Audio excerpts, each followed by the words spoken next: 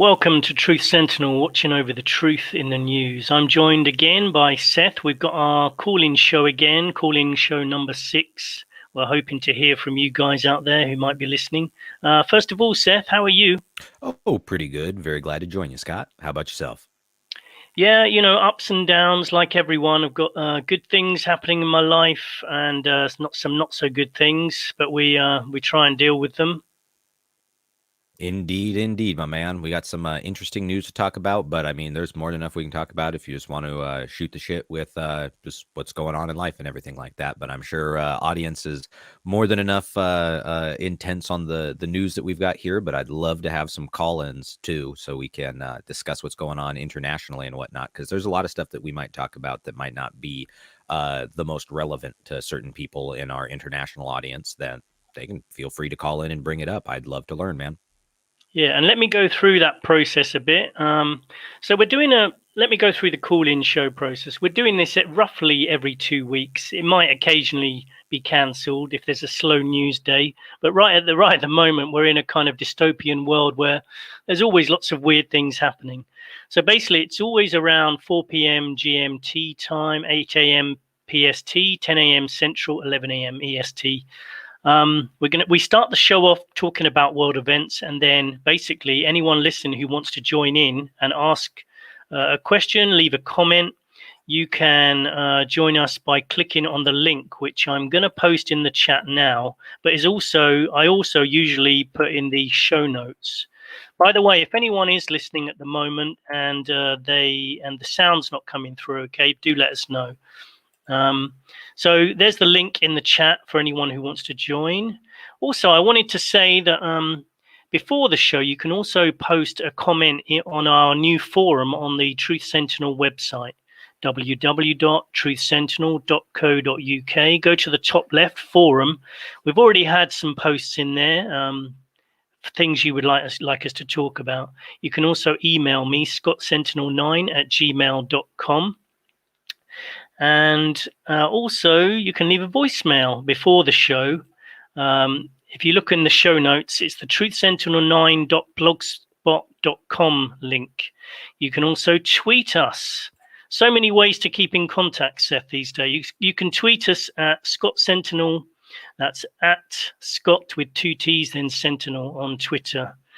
And when we get more listeners, I'm going to sort of keep that open during the show, so you can post live comments.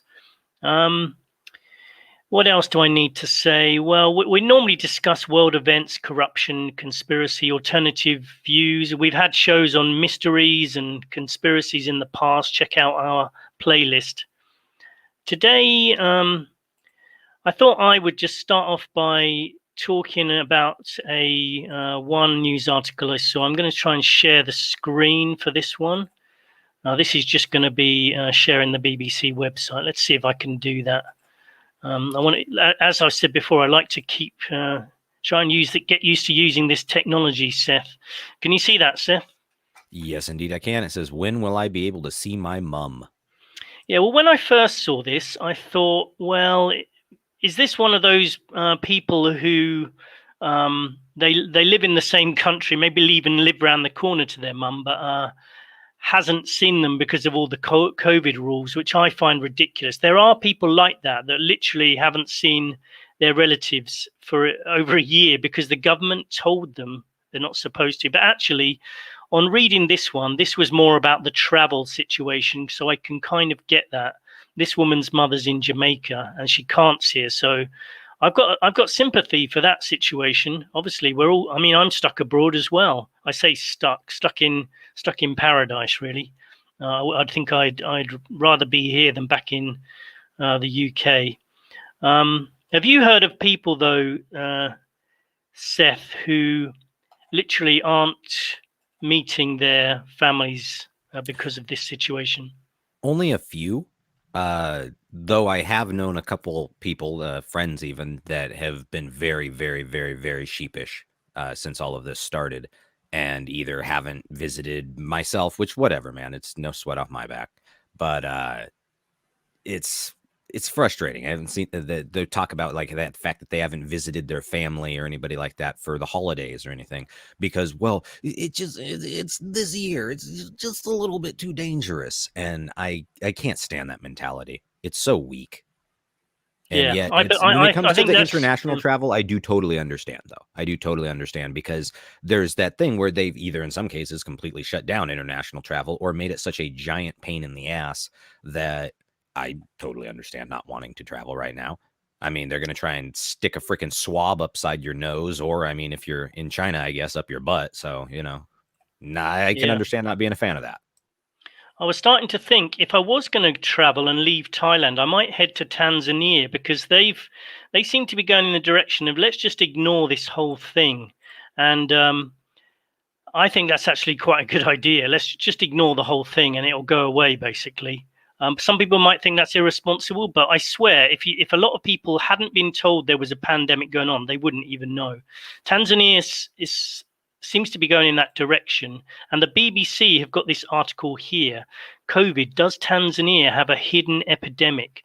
And because the BBC is basically a propaganda tool for the government and I think for the global agenda, they're just basically mocking Tanzania in this article, ripping it apart, saying, look, what are doctors saying? Well, secretly, doctors are telling us that everybody's dying. And look, all these funerals. I bet, and I can guarantee you some of this is bullshit.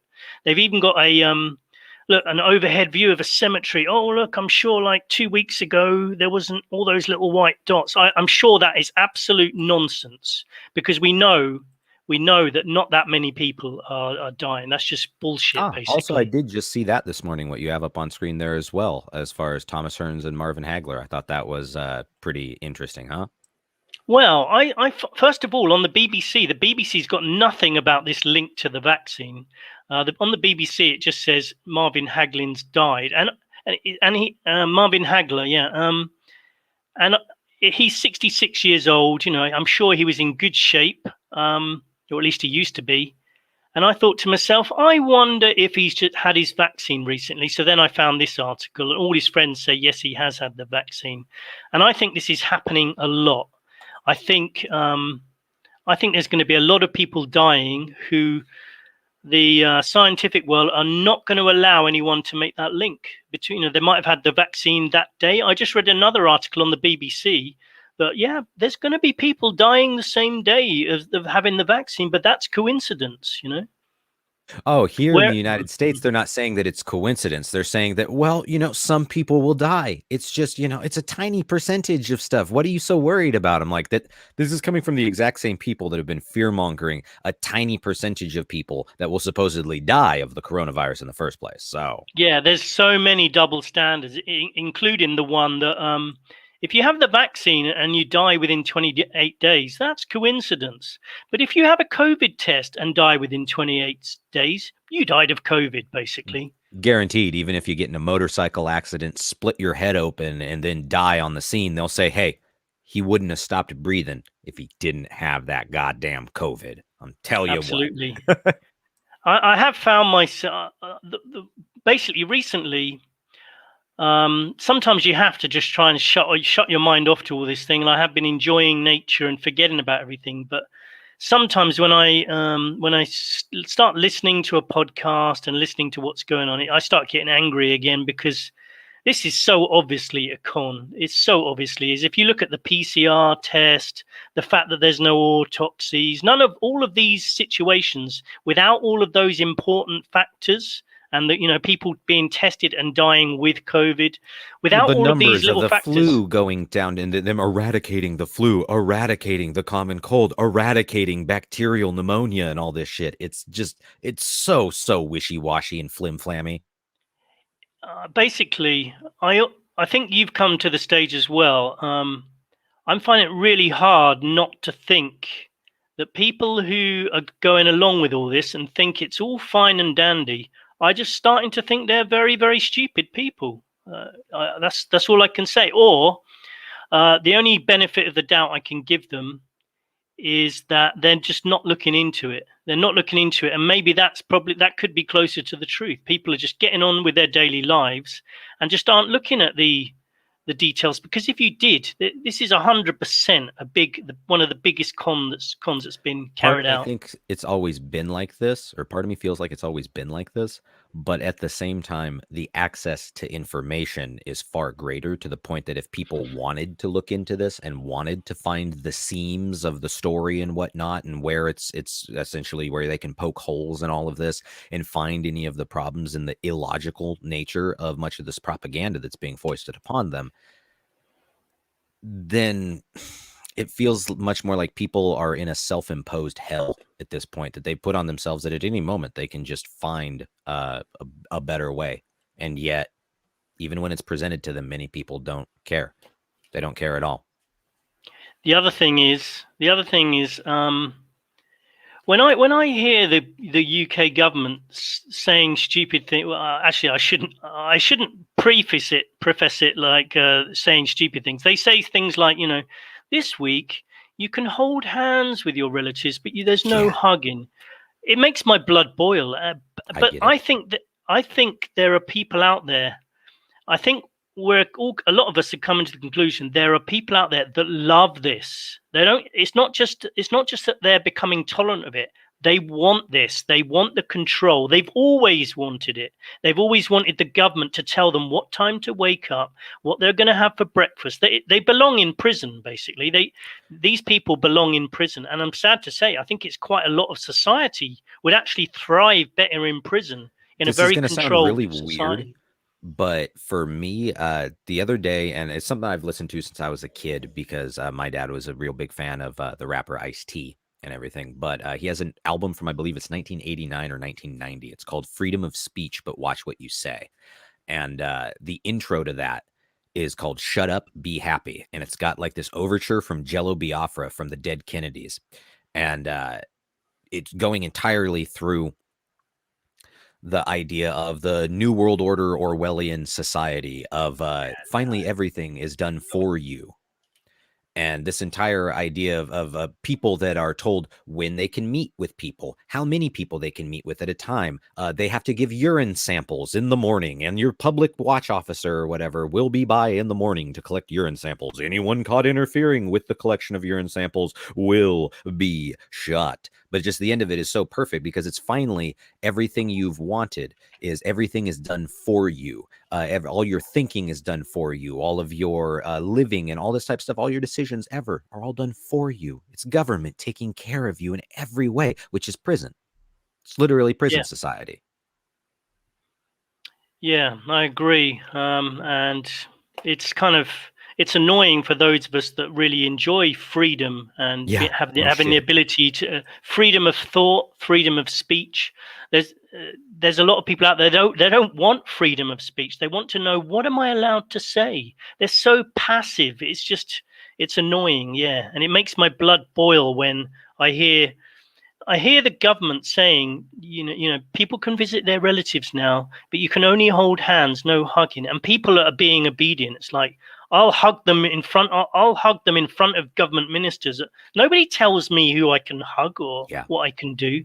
It's so annoying. In the United States, they're doing a very similar thing, where they have telling everybody, Joe Biden now telling everybody what you can do if you're vaccinated and what you cannot do if you are still vaccinated or whatever. But just the way that they've come out now, that most people, and I've noticed this, I'm sure you have too, the masks thing is starting to slip overall as far as society. And even a lot of people that bought this shit at the beginning are getting real fucking tired of it. You know what I mean? You can see the wear getting on with people, where they're like, I don't want to wear this stupid shit, man. Get this crap off my face. This is fucking dumb as shit. Nobody's got the goddamn sickness. Nobody's fucking dying in the streets all over the fucking place. It's all bullshit. And so, of course, in order to jump in front of this sort of a trend there, they go, well, now we'll let you know, if you get the vaccine, then you can meet with other people that are vaccinated, and you don't have to wear masks. You don't have to social distance. But while you're in stores, and while you're in public, and while you're out to meet friends, go to church, it's just too unsafe. You gotta wear the mask, and it's fucking evil, dude. They told and the people manipulation from the beginning, And you remember from the beginning, they told you, you get vaccinated, you won't have to wear the mask. We won't have to have the lockdown anymore, because this was all bullshit in the first place. And people like you and I just, I guess, magically called it, Scott, like we're fucking prophets or some shit. Isn't it amazing? I could just start writing books right now and selling them to people and telling them, I am the great prophet Seth Davis. I'll fucking tell you what the future's going to be. And all I got to do is apply Murphy's Law. Murphy's Law and basic understanding of what these people do and who they are and how scams, lies, propaganda works, brainwashing works. And manipulation as well. I mean, the biggest manipulation, which is so obvious, but it's repeated so much these days, is don't do it for yourself. You're not doing it for yourself. It's for other people. And you're so selfish. You're so selfish if you don't wear a mask. I actually called in. Actually, I didn't call in. I sent a tweet to an international radio station that was doing a live call in, a bit bigger than our audience. They had like millions of people listening, and I said he basically was saying that it's selfish. If people who aren't wearing masks are selfish. So I wrote in and said, people who aren't wearing masks like breathing clean air as people used to. They don't believe everything the government tells them, and they're not conformists. And he kind of went quiet and then muttered something about conspiracy theorists and then carried on. Naturally. Well, I mean, I would always just tell that guy, it's selfish of you to not let me have my way with your wife. It's selfish of you to not give me your house and your car, the clothes from your back. It's selfish of you. Stop being such an evil capitalist swine and share with the collective, comrade. I mean, come on. Put your money where your mouth is, bud. It's almost like all these people are fucking virtue signalers and losers. Well, even the Queen had the gall to say, do it for other people. It's Queen, like, as I said, have the Scott, vaccination. Losers. Yeah. As I said, losers. The Queen is a loser. I don't give a fuck how much money she has, how much all this stuff of everybody in the world to kiss her ass, how many British people will fucking rally around her just because she's a part of the culture. In reality, the entire royal family is dog shit, dude, and shouldn't be there. They shouldn't be sucking off the public tit. The British people should be, I mean, for fuck's sake, people in Scotland should not be paying for the goddamn Queen of England, dude. I'm just saying, regardless of where you are in the fucking Commonwealth, you shouldn't be paying for the Queen of England's life. I've been paying for the Queen of England out of my salary for most of my life without any choice. And I can't stand the royal family. We should at very least have the option of saying, no, I don't want to contribute. It's like, it's the most ridiculous idea ever in this day and age is that take a rich family and let's all give them a little bit more money to make sure they always stay rich. It's ridiculous, It's like, by the way, we've got the United States. It's almost that bad. We've got Andre on the side. Should we bring in Andre and see what he would like to bring up this week? Most definitely. Just a reminder to everyone listening. There's a link in the chat. You can. It's also in the show notes. You can come and join us as Andre's about to. Switch off your video and we'll bring you in and you can comment. Join us for a few minutes, maybe 5 minutes, and give your comments and views and topics, and then we'll continue. Let's bring in Andre. Andre, nice to see you again. Nice to hear from you. How are you? Yes, guys, great, man. How are you? Not too bad. A little bit of coldish weather here in South Africa in Cape Town, but otherwise okay. And you guys, all right? Yeah, I'm pretty good. How about you, Seth? Oh, doing pretty good. Liking the we're actually having the exact opposite there, Andre. A bit of springtime warmth here in Washington, which is nice after the pretty goddamn frigid weather we've been having for a while here.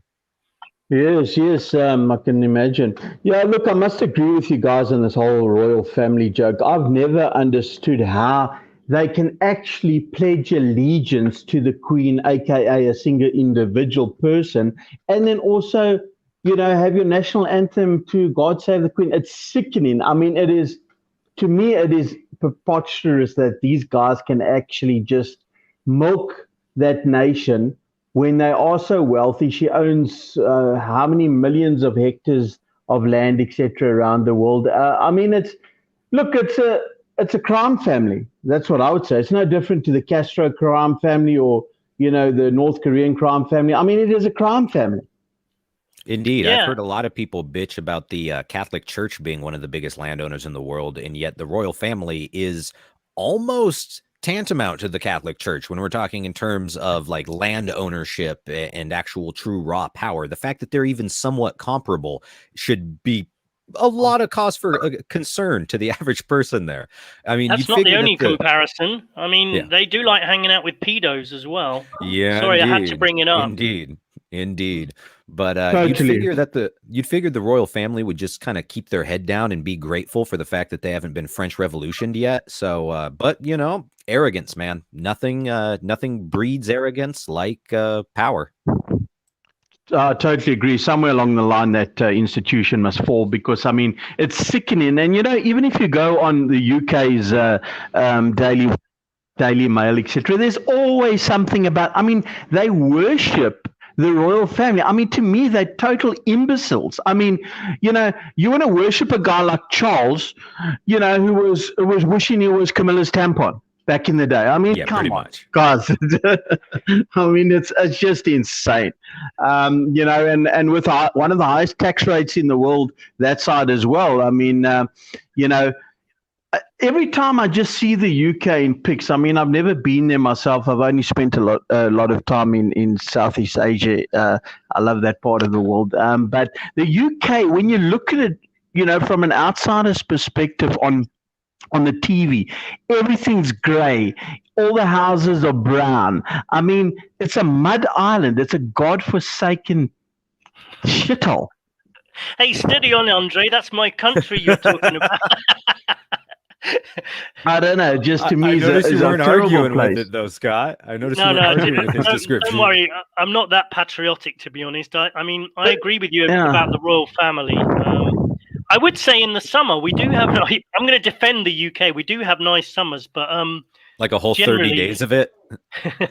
I mean, guys, one thing I've never understood is it's always just caught me by amazement. Now, I know going back centuries, the British, you know, did colonize a number of countries, etc. But even in this day and age, yes, don't forget they were the first country ever to have concentration camps with our Boer people here in South Africa. They killed thousands of children and women on a variety of concentration camps. But the one that's most well known is in Santa Helena Island.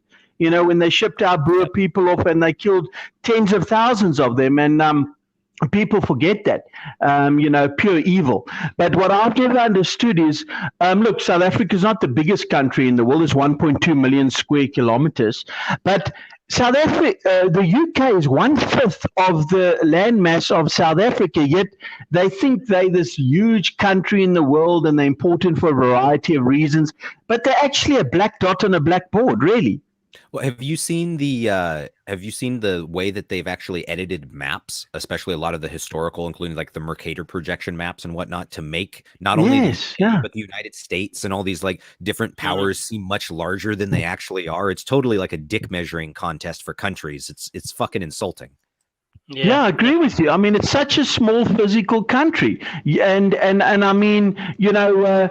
South Africa, like I say, isn't the biggest, but yet, you know, we're 5 times the size of the whole of the UK, and yet they think that they, you know, the heroes of the day. But you know, the other topic I would like to bring up with you guys is regards this MH370 that flight from how many years ago is it now? One of my favorite topics, Andre. I looked into that in a big way. Yeah. I don't know if you guys are aware, at the time, a few weeks after you are aware that some of those aircraft parts washed up here in South Africa on our beaches, and in Mozambique. Are you aware of that? I even actually went to one of the islands near Reunion. I forgot what was the name of the island. Yes, it's just off Mauritius. Yeah, I went to Mauritius, and then you've got Madagascar next to it. Yeah, I was around there looking for parts of the plane. I was seriously into the hunt for this plane, and very interesting. What did you want to comment on about that story? I do follow the premise that I think it was a suicide mission with this pilot, similar to a number of years before that. You remember Egyptian Air? that where the pilot, they got him recorded where, he basically also committed suicide and dove it into the sea. So I think there was a few hundred people killed on that Egyptian air flight. But I do believe that he must probably ditched it intentionally. And, with him turning that transponder off, he could have been anywhere. But as everyone has, or people in the know have said, in this day and age with satellite, etc., you're really telling me they don't know where that plane is? I cannot for the life of me believe it. There's definitely a conspiracy bullshit story. I agree, Andre, but I would say for that same reason, I don't believe the suicide story, because they knew where that plane was. It flew for 7 hours. So I would hang on to your last point, that they knew exactly what was happening to that plane. So he didn't kill himself, I don't believe. There wasn't much evidence that he was depressed or anything like that. He seemed to be really enjoying his job. It might not necessarily be a depression thing if we're going into the Islamo or whatever sort of religious terror sort of aspect. But granted, that's still not necessarily, Well, anyway, the plane flew for 7 hours, and most experts in suicide say that someone suicidal doesn't do that. They want to get it over with fairly quickly. Yeah. They don't fly for 7 hours. So I don't think that's what happened. I have my own theories. I think it was commandeered, the plane, taken over, as they've said, remotely. And what I do remember from the time, there were some high-ranking officials.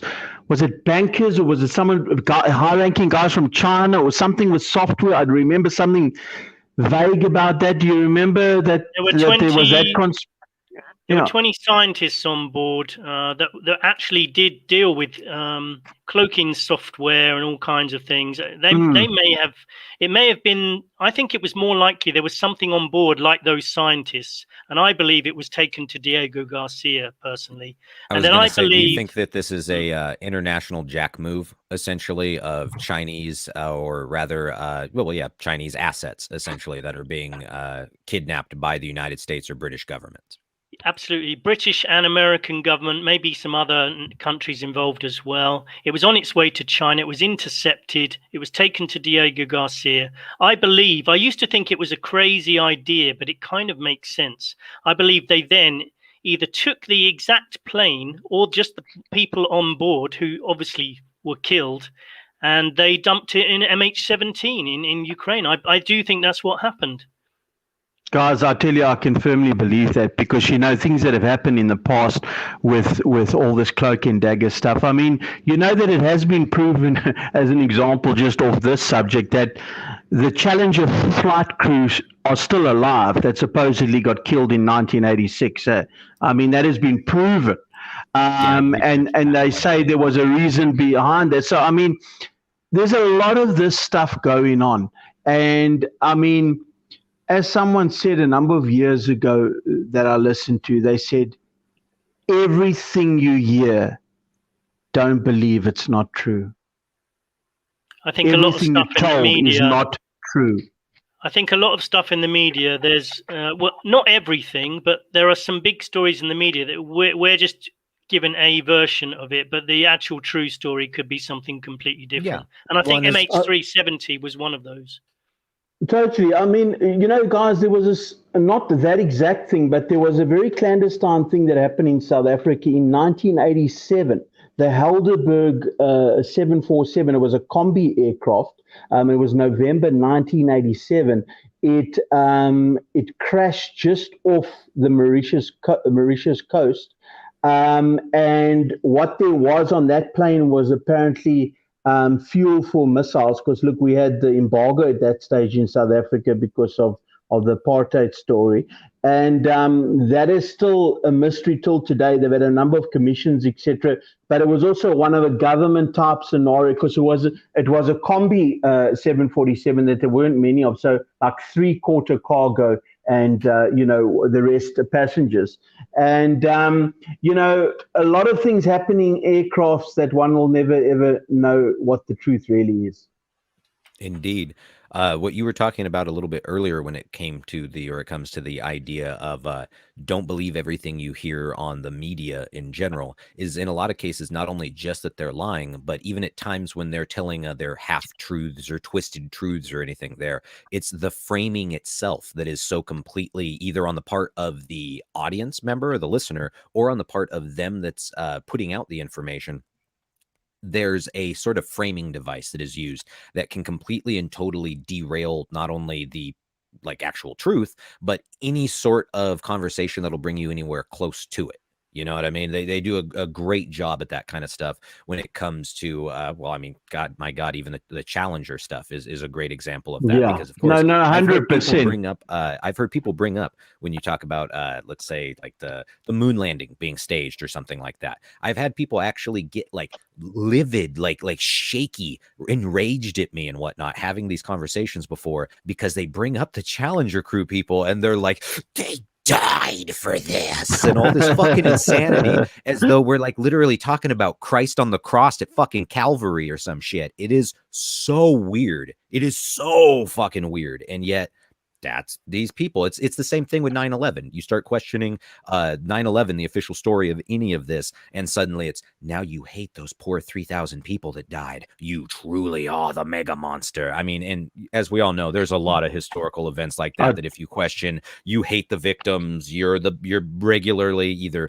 you're Adolf Hitler, you're fucking Pol Pot, you're fucking an Ottoman Turkish informant piece of crap that's promoting fucking Turkish nationalism or whatever the fuck, right? You question any of these verboten sort of events there, and they'll do everything they can to character assassinate you and snipe you because their entire framing for many of these historical events or supposed events it's completely fucked. It's completely changed. So somebody, if you try and have this conversation with them, is already going to, by nature of their understanding of the events, completely look down their noses at you. I'm sure you're more than aware, Andre, with stuff in South Africa there is the fact you try talking to somebody outside of South Africa about apartheid or any of this sort of stuff there. And it's a little bit different when it comes to the international understanding of who Nelson Mandela was, what the ANC is, and all this. Oh, totally, 100% agree. Guys, here in South Africa, we got a saying in Afrikaans. I'll tell you in Afrikaans and tell you what it means. Daar's nie 'n pill vir domheid. Now, what that basically means is there's no pill for being dumb. You know, so I mean, you know, you can't convince somebody that doesn't want to be, you know, convinced. As long as you know what you know, and you know, if somebody takes interest, then I will only share it. I don't try, you know, impose myself upon anyone because it becomes too tiring. To be honest, it's really it just drains the life out of you. Especially, I think that's been so true during this whole pandemic episode that it's just become tiring. Like I just let people talk about it, and these days I just don't even bother bringing up the fact that what I think. It's just, if you want to believe all this stuff, go ahead, but I do secretly think you're very stupid, you know. I can't help it. I totally agree. Especially I must agree with you. The lockdown is the best solution to any of this. That their entire thing is just lock it down. I mean, come on. Do you think money is more important than human life? And you're like, bruh, I gotta have money to get a fucking income in order to have a house and like a roof over my head, food in my stomach. Like the fuck, money literally helps sustain my life. So Yet Bezos and Zuckerberg's fortunes have nearly doubled in the period since the lockdown. Tens of billions of dollars in value has risen, obviously because more people at home going on Facebook and more people are buying stuff off Amazon. So, you know, it's an intentional coup. And I mean, people just follow it, and they're a bunch of vegetables. You can't convert them, you know. But at the same time, I must tell you guys,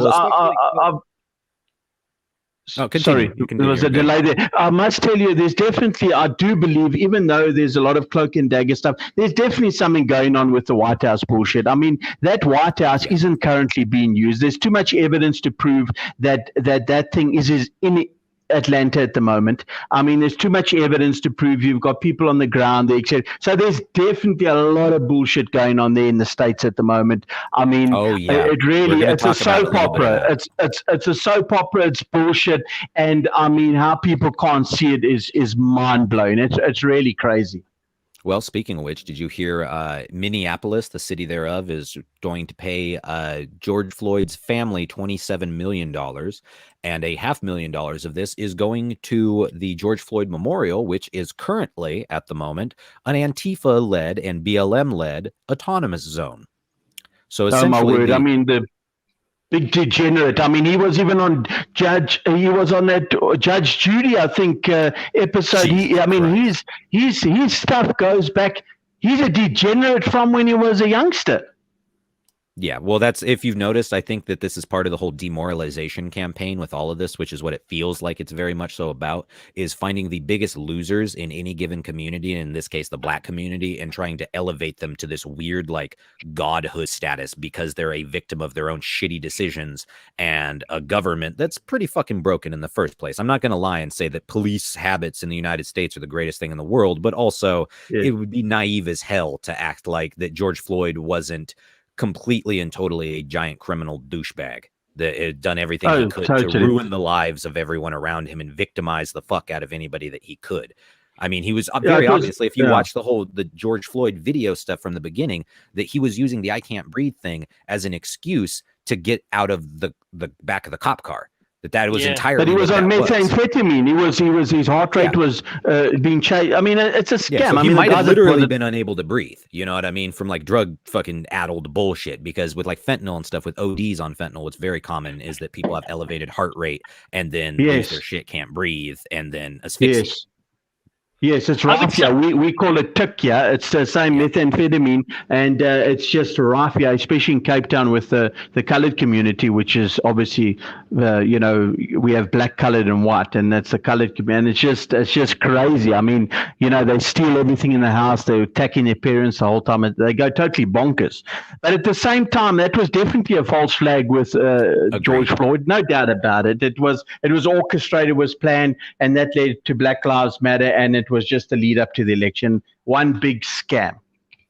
Agreed. Well, I think there are people that if they're a little bit more on the fence city tip, it's easier to believe that this is the, never let a good crisis go to waste. But from certain things that not only of what we've talked about here, but a lot of other aspects about all of this do feel very contrived, to the point that it is, to me, goddamn near impossible for this to not be a false flag event on some level, including the idea that the teen who, I have this out of the Star Tribune, the Minneapolis Star Tribune right now.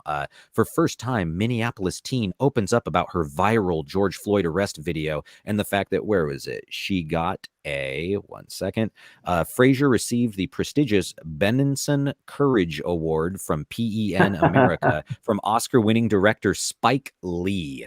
And her quote is degenerate. Exactly. From her couch, she gives an virtual interview, and says, "I never would imagine out of my whole 17 years of living that this will be me." That's just a lot to take in. Man, truly articulate. Glad she wasn't spending that time in school, but was instead busy filming George Floyd, because obviously her grammar on point.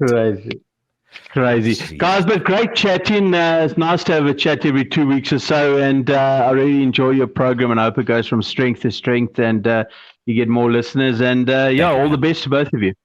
Yeah, thanks, Andre, and thanks for bringing up MH370. That's always a topic I like to talk about. Yeah, take it easy, 100%. Andre. Hope you'll join us in a couple of weeks. Yeah, you have a good one. I will do. Thanks, guys. Keep well. Thanks, cheers, Andre. Bye-bye. Right on. Continuing, what do we have here? I don't think I have a whole lot else on the George Floyd lawsuit bullshit there. Although I will say it does feel like very much so like they're about to railroad that Derek Chauvin guy. Though at the same time, part of me wants to be like, oh, they gave $27 million to George Floyd's family. That's usually something that goes along the lines of they're going to dismiss charges, drop charges, any of this stuff. But it really feels like they're trying to nail this dude to the fucking wall on the most bogus, over Trump charges in the world. I mean, even manslaughter, if you wanted to try and drop that on somebody over what you saw there, you'd have a hard time trying to prove that in court, but that's still a chance. But they got murder too on this motherfucker, which means they are implying that he got up that morning and it heard something about George Floyd or whatever and goes, I'm gonna kill that guy, because that's exactly what that is. Second degree murder means on some level he planned this beforehand, not first degree of like some long drawn out like fucking ridiculous plan, but on some level he still had to like strategize. Oh, I'm gonna kill this dude. There's no fucking way in hell you can prove that, but it feels very much so like they're trying to use the emotional rhetoric and manipulation much in the same sense as the O.J. Simpson stuff. It's a great example of that, or the Rodney King stuff, of using that to attempt to create as much civil unrest as possible so that no sort of actual trial will take place. Instead, it's going to be some fucking kangaroo court bullshit where they actively get these people up on the most trumped up charges in the fucking world. And then because the general public is so pissed off, it's going to be impossible for them to find impartial jury members. I mean, already they've had jurors getting threatened and shit like that and trying to call out of being jurors for this case, because imagine that their fucking addresses get leaked to just the public, just out of nowhere. It's a trial where the not guilty option is just not, it's not an option, is it? If they say he's not guilty, the riots that are going to come after that are going to be colossal. So he's like guilty, the basically. riots. Well, I feel like the riots are already here, and they already are. They're kicking off right now, literally right now. And I mean, to the point that the George Floyd Memorial, like not too far from the fucking courthouse, is a goddamn autonomous zone that these dudes have just shut down. I've watched them kick reporters out of this bitch and start pulling out guns and stuff. They've already started shooting people. It's becoming a new Chaz. As somebody that lives in Washington State, I will never forget that Chaz stuff until the day I die, man. And it feels very much so the same. It feels as though a certain political group is being allowed to roll out their brown shirts, as it were, much in as it's. I hate to have to make the Nazi parallels, but or the KGB parallels, but it feels very much so similar. At least of what they've portrayed to us that Nazis were like, or that the fucking KGB and the Soviets were like. It feels very similar in the sense that they have a paramilitary group that is pretending to be a civil rights organization that is mostly peacefully protesting around the entire country, taking sections of it for themselves and showing that they can flex their authority at any given moment. And yet when people walk into the fucking Capitol building or something as they're let in by the police, that's considered an insurrection, is the worst thing this country has ever gone through ever. And the media will screech about it until the end of time. It's totally a demoralization campaign. It really reminds me of that Yuri Bezmenov stuff I was recommending to everybody on the last broadcast that we had there, is that interview is fucking amazing, man, because everything Yuri talks about in there is everything that they're foisting upon the United States, especially the demoralization, because it feels like the deconstruction of Western values, of Christianity, of fucking American nationalism, or of any country's nationalism, because I'm watching them do the same shit in Europe and in Australia, in Canada. I mean, I'm sure Andre there was seeing them do the same shit in South Africa if they haven't already been doing it for the last fucking 40 years. But it very much so feels like a not so soft coup going in place right now. And as he brought up the stuff of like problems with the White House stuff and just how weird and shady and fly by night all of this is right now. I'm not saying that Trump is the actual president or some shit like this, but it feels very much so like we're in the middle of like 5th generation warfare, where there's like a straight up invasion happening in this country that nobody is being told about, nobody is seeing or anything like that. And it's happening totally off screen. It feels fucking weird, man. It feels very fucking weird. I think certain aspects of it happening everywhere. It's a global thing, but there are certain aspects of it that are focused on the US, on the UK. I mean, in the UK, we had talking of the police brutality. There was a vigil the other day for a woman who was killed on a walk-in home, and it turns out that the main person being accused now is a policeman. And so there was a vigil the other day, and the visual organizers were told that basically they should cancel it because of the COVID rules. So they went ahead with, some of them went ahead with it anyway, and there was a lot of women being dragged around by the police. And it's like, and you know, they were shouting "shame on you," which has become a kind of favorite thing amongst lockdown protesters as well. So the police are they have become like the Gestapo. It's difficult not to show the comparison. They really have. That because they'll I've follow lost any total orders. faith in them. They'll Yeah, follow they'll do any anything. orders. I mean, at this point, they've literally had people, not only in the UK, but in Canada and stuff, break into people's fucking houses and pull people out of their houses and then take them to jail or take them to quarantine camps or whatever the fuck, like a hotel that they're just like, this is where you stay now until we decide that you can go back home, that you are allowed to go back home because somebody had too many people in their house. We got a call from your neighbors that you have 12 people in the house. That is too many people in the house. Like, it's so fucking weird and dystopian and evil, man. Ugh. Yeah, in the chat, we've got Goremonger2 saying, thinking false flag coming this summer. Oh, you bet your ass, brother. I think false flags, new variants, who knows what these people have planned next. I feel like there's a little bit of calm before the storm happening at the moment. I have a feeling that the next year is going to still have the virus fear mongering like a motherfucker. And because of course, this is going to be anything when it comes to disease. Doesn't matter what kind of disease these people are succumbing to, as we've gotten to see almost everything they'll just say is COVID, right? But they are going into a second year of lockdown insanity. We'll watch it happen because they'll be, of course, we just have to do this for your own good. But they'll go into a second year of lockdown insanity. More people will die, according to them, en masse, from what they say that these people are dying from en masse. But as you brought up, as Goremonger brings up, it really feels like an uneasy calm before the storm. And I have a feeling that this rest of this summer and all this is going to play out in that direction for the virus and disease in general, fear mongering and whatnot.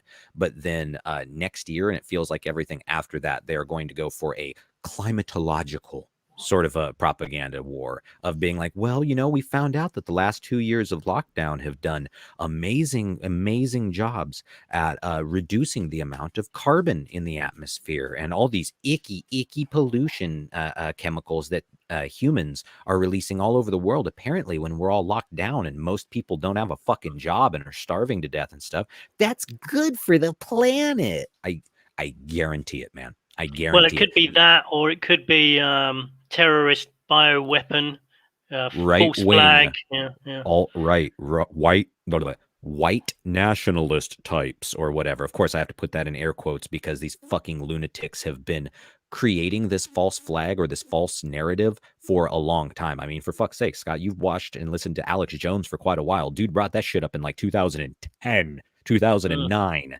that they were going to eventually make the full switch from Islamic terror to homegrown white domestic terror threats.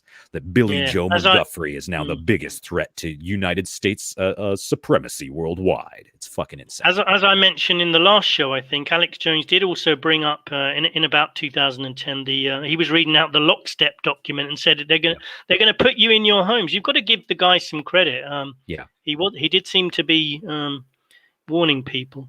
What about Project Bluebeam? I told you last episode as well. When I searched on Google, the whole thing's been wiped off mostly, and now it's been put down to some guy and his project about the Messiah being 3D animation in the sky. It's like the whole internet's been cleaned of the original Project Bluebeam. Check it out. Seriously, that's what seems to happen. They've scrubbed it like a motherfucker, and it feels very strange because simultaneously in the media, you see even mainstream media now putting out all this weird bullshit aliens conspiracy theory stuff that they used to consider ridiculous, right? And that's what gave the whole aliens thing like a particular a mystique or a sexiness that would draw people in, was the idea that the government and all the official media stuff was all poo-pooed all over that, and we're like, ooh, aliens, that's stupid, right?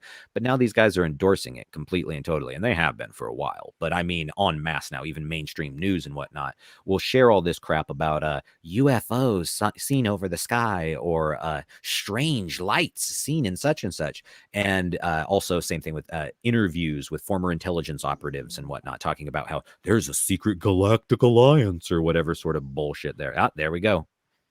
Well, deepfake. I saw this as well today, and I thought The thing I think the problem with deepfake videos, I think, yeah, they may replace.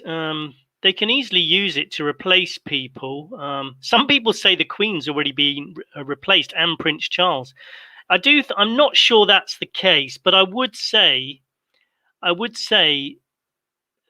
Prince Charles and the Queen at the moment, their personalities seem to have changed. So the only credence I can give to claims that they've been switched with deep fakes is their personalities seem different. I will go that far, but I don't know. I'm not sure that's the case. But I think the problem with deep fake videos. Let's imagine some of the QAnon stories, but not just QAnon who was saying it. That there are videos out there of Hillary Clinton engaging in sexual depravity with kids or something, or Hunter Biden, Joe Biden, people like that. Let's imagine there are real videos out there. Well, if they crop up in a couple of years from now, everyone can just say they're deep fakes. Yep. The video evidence is going to be worthless. I think that's kind of the whole point there, Scott, as you've noticed. God damn it, I can't remember for the life of me who it was that said it, but that the head of the CIA, I believe that was that William Casey guy. I believe, I could be wrong. That was we'll have done our job when everything the public believes is a lie, and that they don't know what to believe, that they don't know what to trust, that they could have the truth put out directly in front of them, and they will not be able to tell it from a lie on any level. That's when they'll have done their job properly. It's because these guys are essentially, well, mental terrorists. They're informational terrorists that attempt to use people's emotional underpinnings and whatnot, and emotional, what do you want to say, emotional crutches that people engage in, or psychological crutches people engage in, as a weapon against them. Yeah, indeed, for sure. I do think they must sit back and laugh at what people are reading on the news, what's in the news, and what people are believing. They must just think it's funny. Well, speaking of a laugh there, Scott, I'll get to some more serious news in a moment, but we do have something that I shared with you earlier there out of mynbc15.com.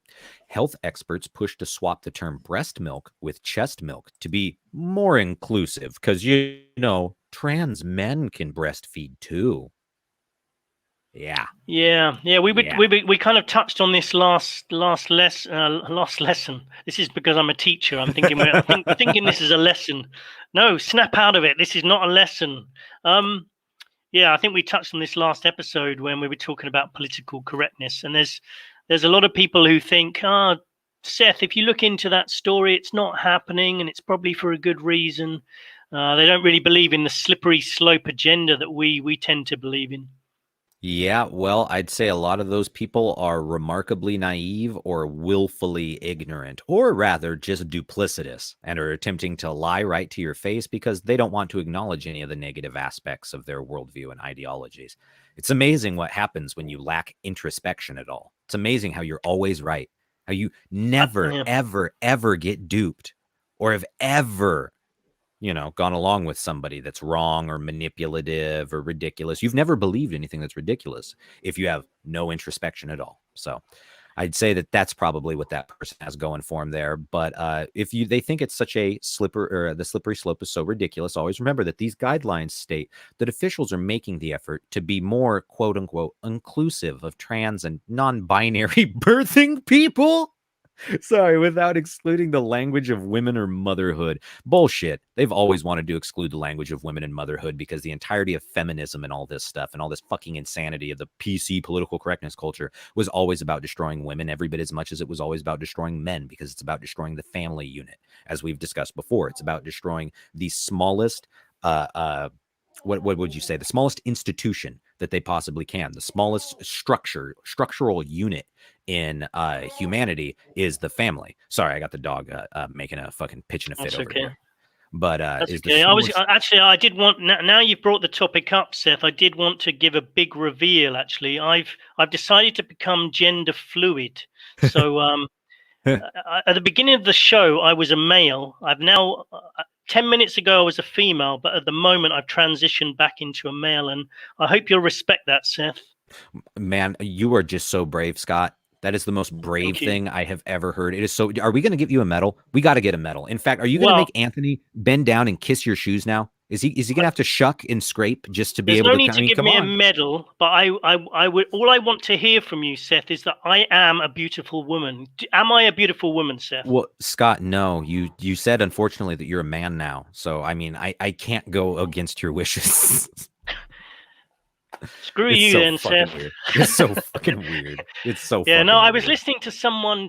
I was listening to someone explaining that it's okay to be gender fluid. I think that's just so ridiculous. Sorry, any gender fluid people that are listening, but you can't. Your gender is not fluid. You can your mentality might be fluid. You can believe you're whatever you want if you like, but I would say we used to think people who believed they were things that they weren't. They were, that was a kind of mental illness. And that was another thing, actually. Maybe we've talked about this before, but mental illness seems to be something that's being pushed on us. Like every day, we should check our mental health. Are you okay today, Seth? It's interesting that you bring that up, Scott, because some mental illness seems to, well, what was once mental illness is now perfectly normal behavior. And not only is perfectly normal behavior, it's exceptional behavior. It is the behavior that people should be engaging in, like gender dysphoria. Back in my day, before we called it dissociative identity disorder or perfectly normal gender dysphoria, we used to call it schizophrenia. I know it's wild stuff, man. I don't want to offend anybody, but let's be honest. I don't give a shit. I mean, I really don't give a shit. If I do offend somebody, that's life, man. Talking of not giving a shit, Seth, how's the Meghan Markle and Prince Harry interview? How did that go down in the US? Oh god damn, that was good. Thank you, Scott. That was nice. She's fucking ridiculous. Prince Harry, everybody here looks at the royal family in general. Most people don't give a shit in the United States and haven't since a bunch of women cared about Diana back in the day, because it was the same thing with Princess Diana, Princess Grace, any of this bullshit of princesses and everything like that. A lot of women especially care about that in this country, but it's all fallen by the wayside, man. Nobody gives a shit.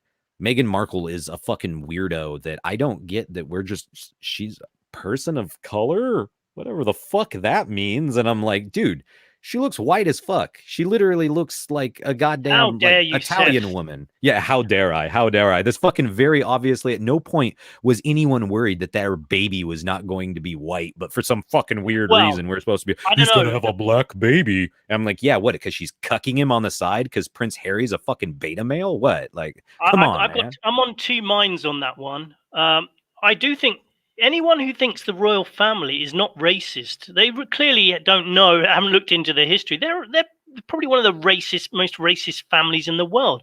But then she's married to Prince Harry, who dressed up as a Nazi to go to a fancy dress party, whose grandfather used to hang out with the actual Nazis. Yeah, with the actual Hitler. Yeah. Yeah, and they've got pictures of the entire royal family, including the Queen, doing Nazi salutes on the front lawn. They have, and Prince Philip has made gaffes. The media call it gaffes throughout the years, which were things like, "Where are you from, you dark lady?" Or, that's a gaffe. It's like he's made all these comments about Filipinos, and they're not gaffes. He's racist. He is racist. But Meghan Markle, I mean, yeah, she's got her own agenda. Who knows what's going on there? Well, but seeing her and Seth. Oprah Winfrey and Prince Harry, you have the fucking multimillionaires that are a part of a family of people that are taken care of by like over 1 billion people worldwide that pay taxes into their fucking goddamn governmental system to take care of them and wipe their asses with golden toilet paper for the rest of their fucking lives. That those people are being interviewed by Oprah Winfrey, a goddamn billionaire, and someone that would never, even if everything she did went gone today, she would still never have to struggle another day in her life ever again, nor would her family. Come on, Seth. You must want to empathize a little bit with the fact they have to pay for their own security now. Well, and I mean, she is black. So, I mean, obviously everyone was the most racist in the world, despite the fact that Oprah's like the fucking most popular television personality to have ever existed ever, who's made a fucking goddamn empire of magazine media stuff, who's made a fucking empire. She has a goddamn TV channel, man. But she did have to, she was locked down in Buckingham Palace for a week or so.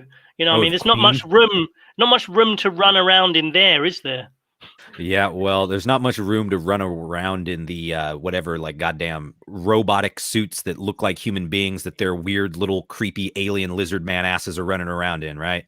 I mean, Jesus Christ, if you were ever going to have that fucking David Icke thing of lizard people stuff, it would be the fucking royal family, man. I swear to God, you look at Prince Charles or any of these people, and it's like, who Prince Philip is the one that I swear to God. I mean, yeah, he's as old as Jesus, right? He's fucking older than dirt, but he still looks like, you just see him and he radiates this weird, like, evil cartoon sorcerer level energy that is fucking like, Well, what and the hell, man?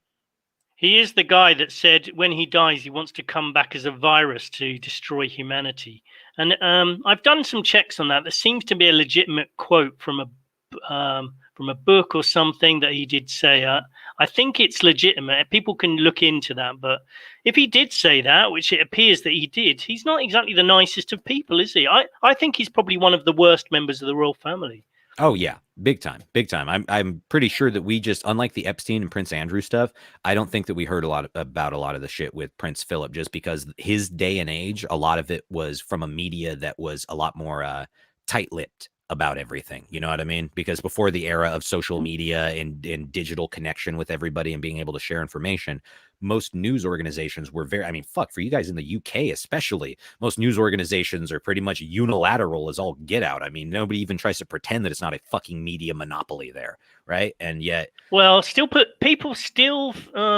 the older generation, they were told on a regular basis that the BBC was an unbiased, neutral, professional source of news, and they were definitely better. Maybe a couple of decades ago, they were better, but they've always been biased. But now it's just blatant. I mean, they're just basically a mouthpiece for the government, and is every much as the Russia Today are for Russia. Oh maybe yeah, even if worse. not more so. Yeah, I was gonna say, if Yeah. not more so, at least Russia Today pretends to be like critical of Putin and stuff at times. I've seen all sorts of shit that people will say it's just little fluff pieces to try and make stuff look like they're trying to be critical of Putin or whatever. But I've still seen stuff from them where they do. It's just, so I'm saying it seems like they put a little bit more work and nuance into their propaganda than the British government puts into theirs. I would say Russia Today are a better news source than the BBC because they sometimes cover alternative views, and the BBC are basically just one very blinkered approach to life, and well, to be they're honest, useless. as far as the bullshit that they put out and everything like that, as an actual news source, I think that Xinhua Daily or whatever might actually be better than the BBC when it comes to being an actual news outlet. You know what I mean? Because they have so much less stuff on Xinhua that is just extraneous shit that doesn't even need to exist. I mean, a lot of stuff from the BBC now has become more like the Daily Mail or something. Well, they'll just have this like giant or the Huffington Post, just like clickbait bullshit that means nothing, has no relevance to anything. It's like fucking TMZ. And I go one step further, Seth, and say your dog is better news outlet than the BBC. You can just hear him grumbling in the back. Well, he does make a solid point. Yeah. Hey, this might give me a good opportunity. Let's take a brief interval while we have a look at the. I want to go through how people can join us for future shows. And talk about leaving comments on the Truth Sentinel website. Let's do that just for a bit of an interlude. So I'm just going to take everyone to the Truth Sentinel website in a second and just show you the forum, where I think it would be good if people want to post messages on there about what they want us to talk about. So there's the Truth Sentinel website, www.truthsentinel.co.uk. On the left is the forum. You can post messages in there and talk about what you want us to talk about next. I think Anthony did have another one today. He wanted just to let me just see if I can read it. Let's have a look. There was for being somebody that's not a fan of our stuff, he sure tends to comment a lot, huh? Jeez, almost like. Well, I was trying to work out, if you're listening, Anthony, I was trying to work out whether you were you were seriously, where is it? I'm trying to find it now. But this was a serious. Here we are. Hello, I've got a topic that might be of interest. I opened up Netflix tonight and I was greeted the promo for a new drama show. The first thing I heard was a character I didn't know saying words to the effect that I've been carrying this secret with me for years, but now I need to tell you, and it freaked me out. Basically, the question at the bottom was, is this a part of human nature to be interested in secrets, or is it something we're trained to do by the media?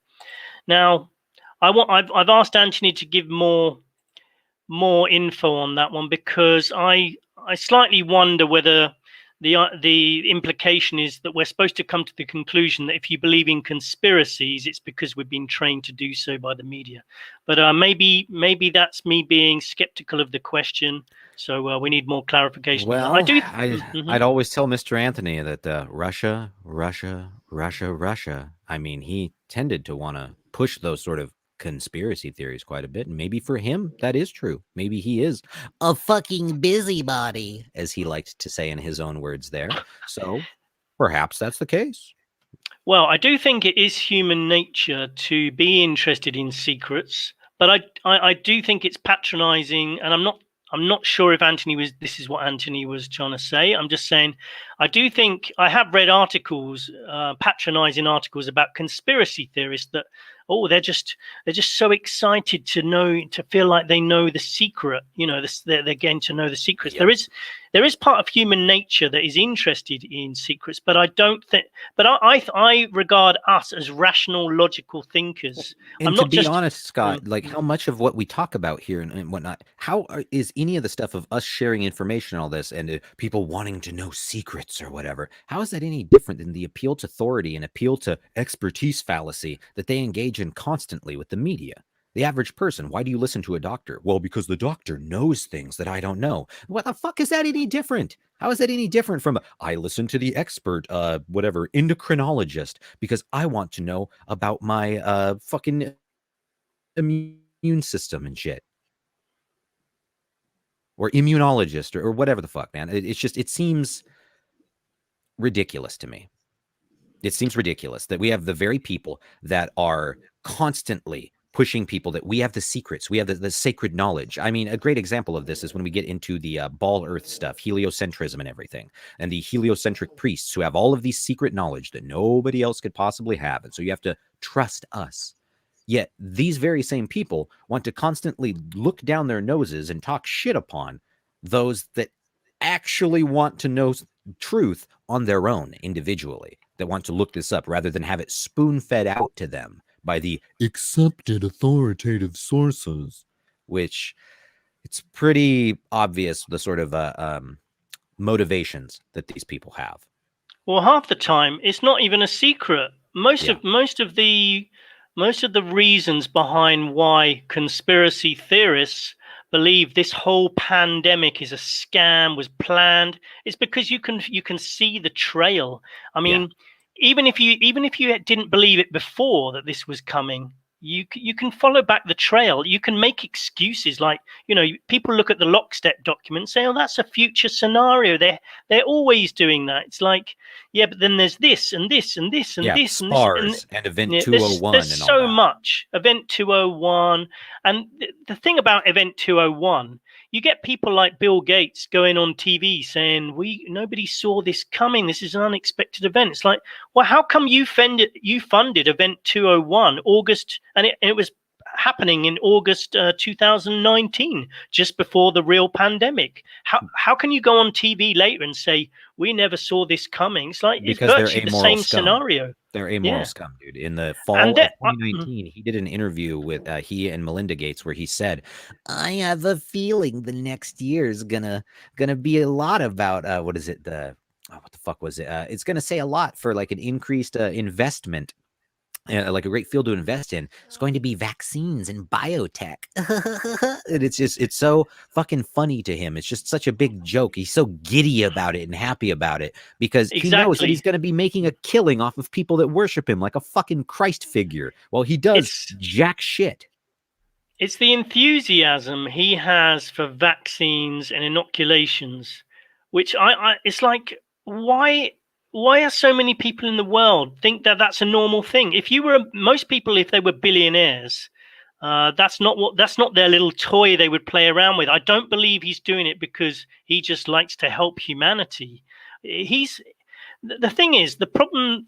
I think one of the problems we have with society, and it comes down to this scientism, or people who trust science more and people who are a little bit more skeptical, is that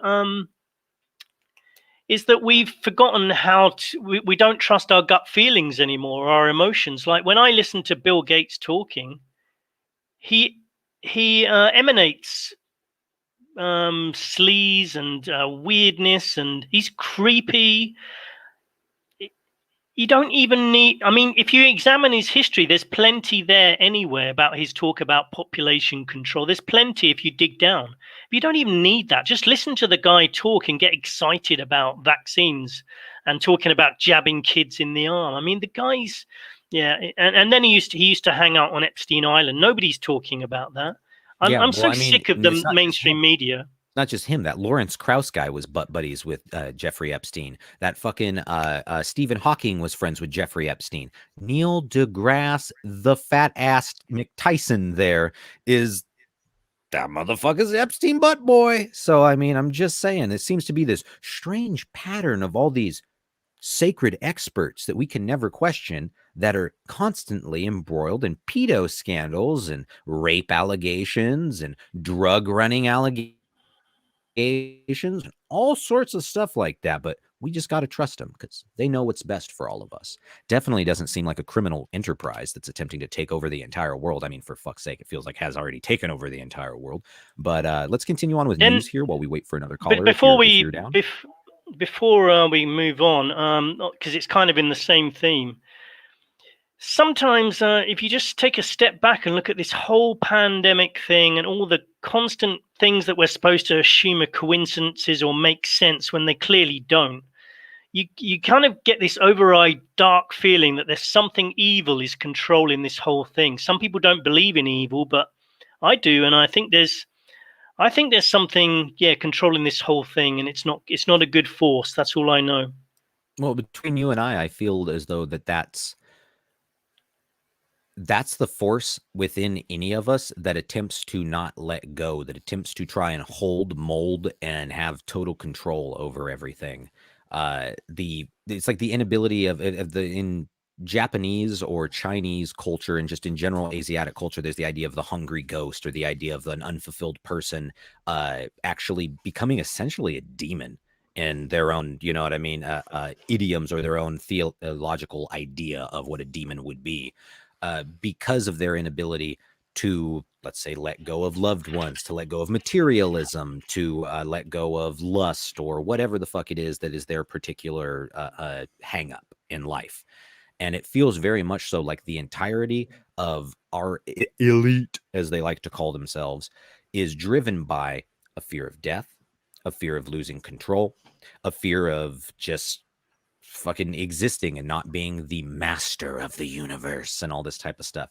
It feels very much so like, rather than being pieces of God that are broken apart into many different parts of existence, which would be consciousness as we know it, it feels as though they are those that are arrogant enough to believe that they themselves are the entirety of God, simply by virtue of them forcing their will upon everyone else, as though somehow that makes them good or better than us. It really feels like that's part of the mindset behind the eugenics agenda, the mindset behind the faux New World Order. Because I'm sure most of us that are in the conspiracy community have the idea and have been told that a lot of us within the conspiracy community are a part of bringing in that understanding of the pseudo New World Order with New Ageism and much of these New Age ideologies and whatnot, that we're actually promoting that. Granted, a lot of this is promoted by Christian people that view anything that is outside of Christianity as the New World Order, because to them it is.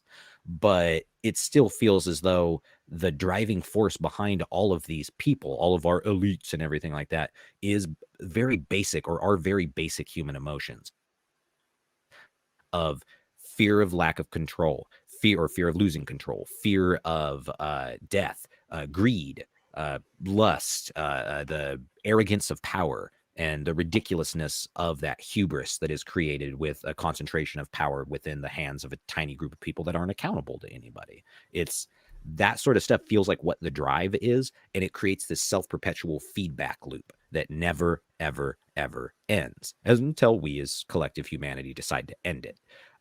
But it does intrinsically feel like many of these problems that we see in our elite are reflections of us in the general populace and vice versa. It's actually one of the things why I think the elite hates us as the general populace so much, is because we reflect all the ugliness that they have. They are the distilled form of all of the ugliness that exists within humanity in general. Because as we know, it's the utopianism does not exist. There will be no point when all of humanity is one perfect mass of people that never do wrong to each other, never have bad thoughts, any of this sort of stuff. Yet many of the elite attempt to essentially push a worldview that could be attained, and that somehow that could be attained by giving them ultimate control. I think a utopian society might also almost be possible in a small group, but on a global scale, no chance. Yeah, no chance. I'd like to join at the moment. I'd like to join a small commune where we grow vegetables and become self-sufficient. If I find anything like that, I'm heading straight there. I swear, because I don't like the sound of what's coming. In the chat, it says a conspiracy theorist is a demeaning term for a group of people who choose to research and think for themselves and come to their own understanding that differs from the establishment's viewpoint. I don't think I could disagree with that, really. Indeed, man. Let's see. What else do we have for news here? This is some ridiculousness. I don't even really want to get into this, but it's just fucking hilarious. I have to share the headline with you anyways. Today is day 353. Woman takes 189 pills a week, nearly 1 year after COVID-19 diagnosis, just to combat the symptoms. You buy that? Is Scott? This on the BBC? Is this on the BBC? No, it's Fox News. But goddamn, does it not feel like some stupid shit you'd hear on the BBC, where you're like, she takes 189 pills, but it's the COVID that's causing her all these problems and all these symptoms. It's not that she's taking 189 pills a week. Yeah, I'm surprised. It might have even been on the BBC, something similar, because that sounds like BBC propaganda. But a lot of these news outlets are becoming exactly the same. They're just propaganda now, 100%, and none of them are allowed to talk about any possibility that people are dying from any of these vaccines, which is definitely happening. I think to a large enough scale that people should be talking about it and discussing it. And in fact, there are whole countries now that are rejecting some of the vaccines, aren't there? The AstraZeneca vaccine, It's been rejected by Ireland and a few other countries. Well, I think we've got some interesting stuff here to talk about, Scott. You've heard of, and we've discussed on the show before, what was it, COVID toe? We've discussed the long COVID for COVID long or there, whatever. Didn't they have something of like COVID tongue or COVID nail or some bullshit like that? COVID leg? Well, basically any symptom you have is COVID, including breathing. And what was the other one? Oh, yeah. Diarrhea. And if you don't, I like that meme that was going around where it was the Dumb and Dumber guys when they were going, he goes, but I feel fine. And he goes, that's one of the symptoms. Yeah, it's like, it's literally... That's what I was talking about earlier. You've got the PCR test, the asymptomatic idea. Without those two things, none of this they couldn't have got away with any of this. Yeah, it's reliant on that kind of bullshit stuff, like the PCR test. Yeah, PCR test was ridiculous. Strangely, the guy who said that and invented the test died around the time of Event 201 as well. I'm sure nothing to see there. I mean, indeed. And didn't he die of pneumonia too? Which is probably injected with it, but injected it. They probably invited him to Event 201 and injected him with it, and then sent him home. Or forced him to wear a mask for several weeks on end, and then he just got bacterial pneumonia and died. I mean, my God, we're at that point, man, where people still don't seem to understand that brown lung and bacterial pneumonia are two of the most commonly reported problems that come alongside wearing masks all the time, especially wearing the same mask all the time. Because dark, warm... Masks are healthy, Seth. Masks are healthy. They're good for you. Well, according to them, masks are only healthy if you change them regularly and you keep them clean and you throw away masks that you've already used. That's according to the official sources, Scott. I mean, I'm only using official science here, but I that's think according to science them. says that when you put a mask on, it doesn't obstruct your airflow at all, which sounds totally logical to me. Yeah, isn't it amazing? I just apparently breathe through my skin and stuff like that. I don't even need to breathe through my nose or mouth anymore. I'll just breathe through my ears, I guess, huh? And fear, we should be in great fear of COVID, but you don't need to worry about cancer or any of the other diseases that are far more dangerous than COVID. We need to Or be worried about obesity. COVID. Or obesity, Yeah. which they say is the #1 comorbidity or underlying condition that leads to a COVID death. 78% of people that die from COVID, according to them, are obese. Yet, all these lockdowns do nothing but promote obesity. People to sit around, not do anything, just watch TV, eat their prepackaged food, sit the fuck down, and get fat, and then die of COVID, right? So, Hot it's retarded chicks says fee fi fo fum. I'm trying to work out what that but then the second line would be I smell the blood of an Englishman. Is that my blood? Is this a cryptic?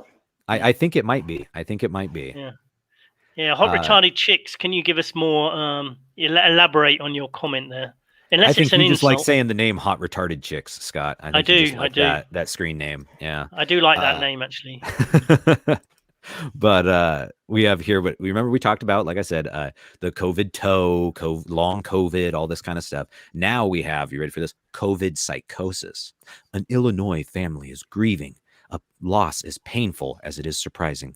They believe a 48-year-old father, Ben Price, took his own life after developing a rare and little understood phenomena called COVID psychosis. In other words, he got fucking depressed and killed himself. There's was also the COVID. Have you heard of COVID dementia as well? Yes, I have. Yeah, that's another one. If you start losing your memory, you have COVID. Yeah, hot retarded chicks says you're English. Laugh out loud. Okay, I'm still still. Oh, wait, we got another one. Oh, people are throwing masks away. Everywhere is now littered with them. Yeah, exactly.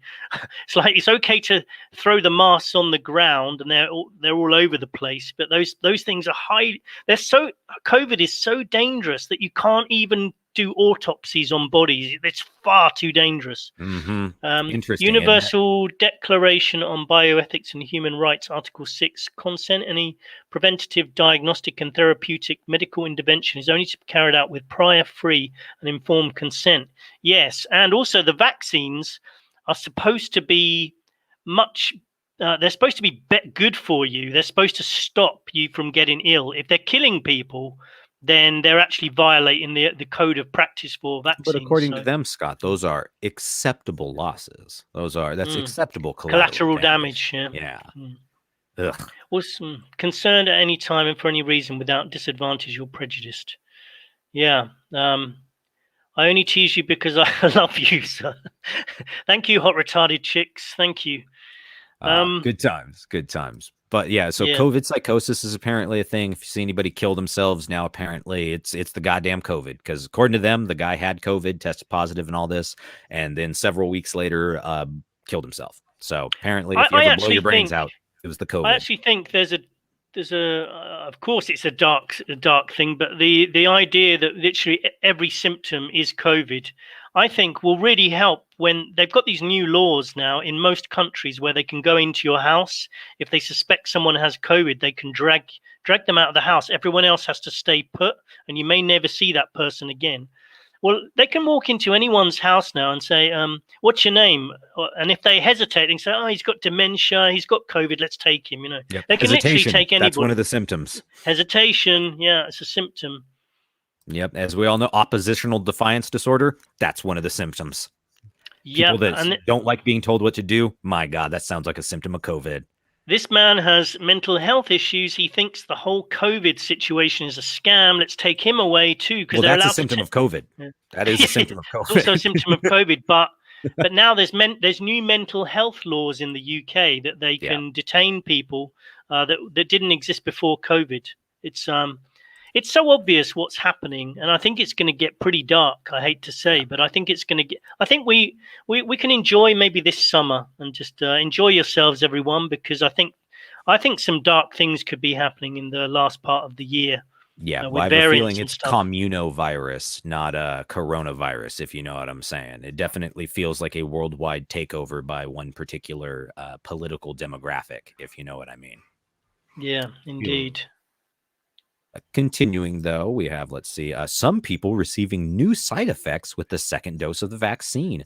I mean, my God, we already have Marvin Hagler here supposedly died of the fucking COVID vaccine. So at least according to peers and whatnot. So there's that. It's literally everyone I see, every famous person or I see in the news on BBC who dies, there's never any mention of COVID. But if you then go onto Google and check whether they had a COVID jab, most of the time they did. That's what I did with Marvin Hagler today.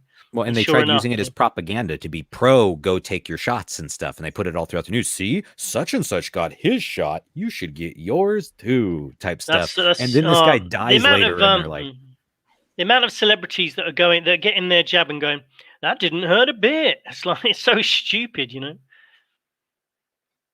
One of my favorites is, I can't remember where it is. Apparently, it doesn't show up on my fucking Facebook stream here. But Dolly Parton was in the news here across U.S. news there just recently, calling everyone that doesn't get their vaccine cowards. Come on, don't be a coward. Just get the mask. Some disgusting, like, gross human blow-up doll that's all old and dilapidated and disgusting and has more plastic come on. surgery. Are you talking about Dolly Parton? Now, I won't have that said about Dolly Parton. I saw her. I actually have a little bit of sympathy with her because she's like one of your old nans or something who just only thinks in a surface level kind of way, and she just goes along with this thing. I like Dolly Parton, Seth. I'm gonna take issue with that. I can't like anybody that's promoting other people to literally hurt themselves. But I think what I'm saying is I think she's doing what's for the best. But Scott, as we all know, just following orders and just doing what everyone is telling you to do is no excuse. I mean, it's no excuse, but it's no excuse. But I hate to say it, I'm going to insult Dolly Parton now. I think she's stupid. So I was waiting for that one, Scott. I think I agree. I think she's stupid, but I like Dolly Parton. You know, she made a new version of Jolene all about the vaccination. Jesus Christ. Yeah. Man. I just want to make a call out to people who are listening or anyone in the chat. First of all, if you're in the chat and you want to bring up a comment, maybe a few things you'd like us to talk about. Also, if anyone would like to join us, we're probably going to wind down, probably down to our last 10 minutes, I would say. Okay. So because I need to get to sleep. It's late here in Thailand.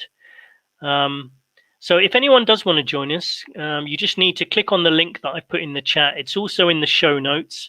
Switch off your camera, come and join us, say a few words.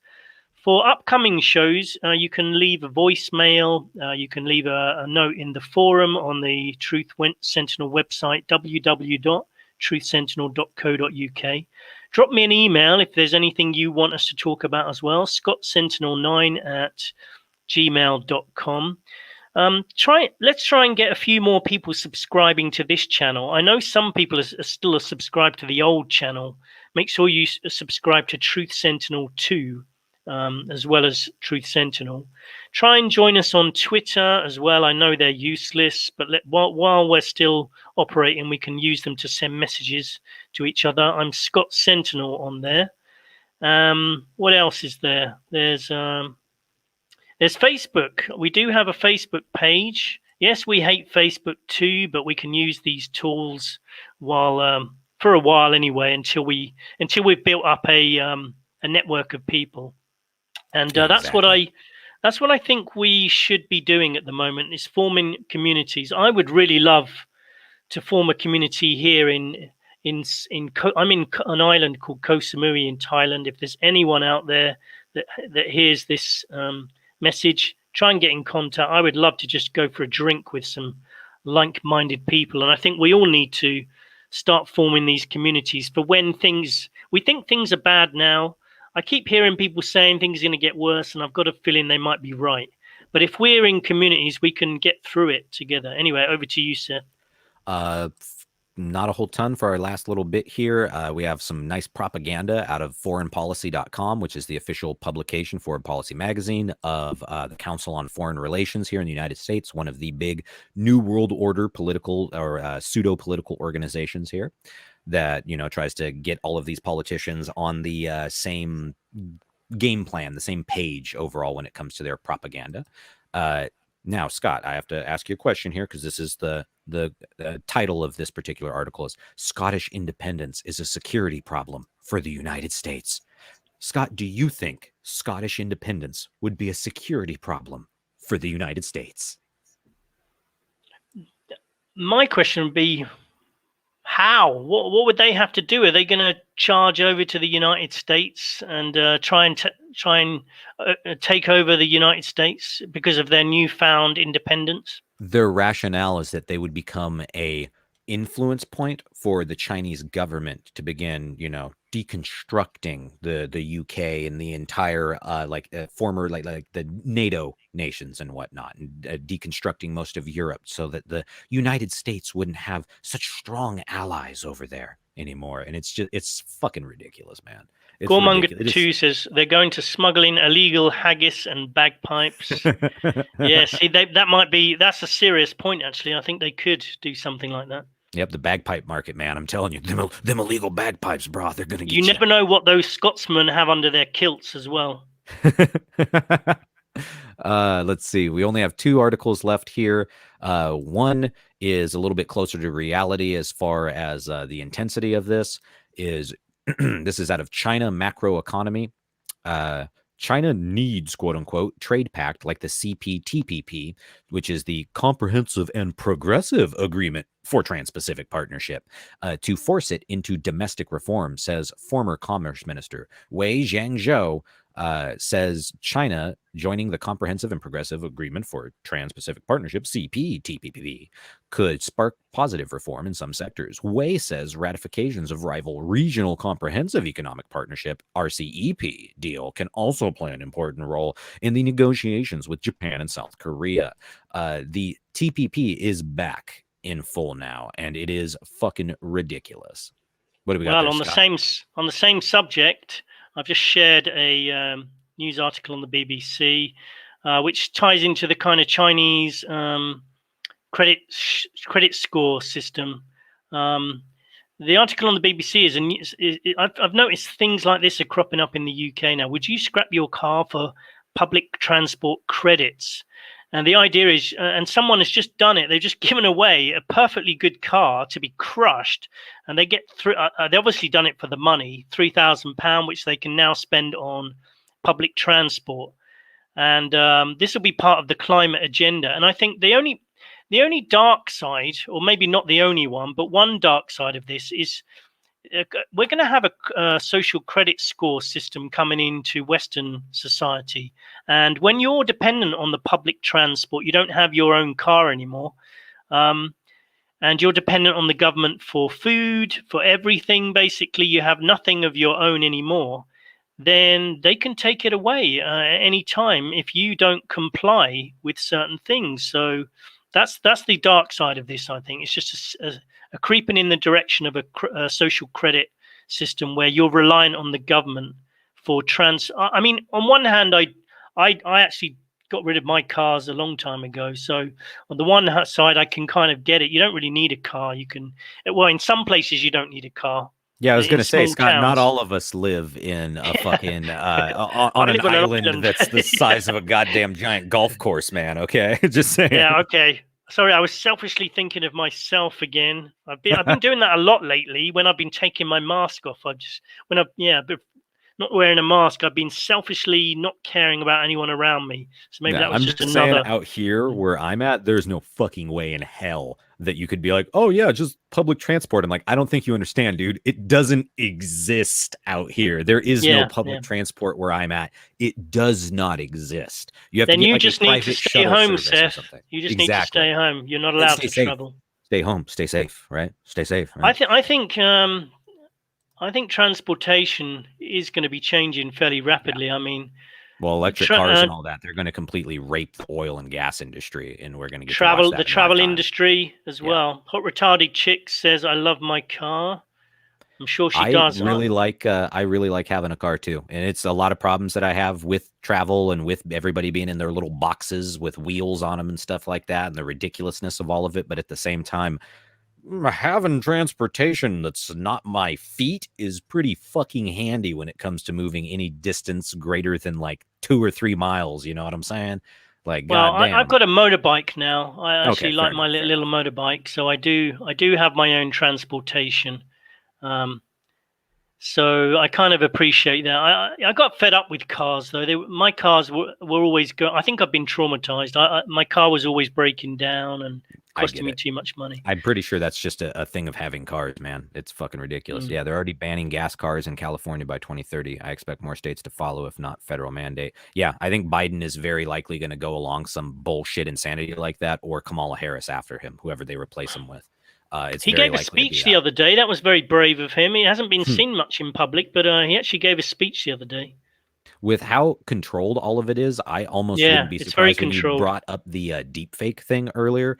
And I don't buy that. Just like there is no Joe Biden here at the moment. They just totally deep fake it. But that is something where I would be very, very surprised, or less surprised, if Joe Biden it came out that was all just completely bullshit, that they have some contrived studio thing somewhere where they're doing this with, because they haven't let this guy out at all for interviews with the general public or anything like that, because they know exactly what will happen the second they don't have a bunch of softball pre-recorded, pre-written questions and everything like that. Then he's not going to have some, or get to have some pre-scripted answer, and if he has to go off the cuff, it's going to be fucking embarrassing, man, as all get out. And they don't want that for anything in the world. But for last Have you bit of noticed? news, what's Have up? you noticed the how easy the media compared to Trump, how easy they're going on Yeah. Biden, and Well, occasionally and they his press try to throw in secretaries a and stuff.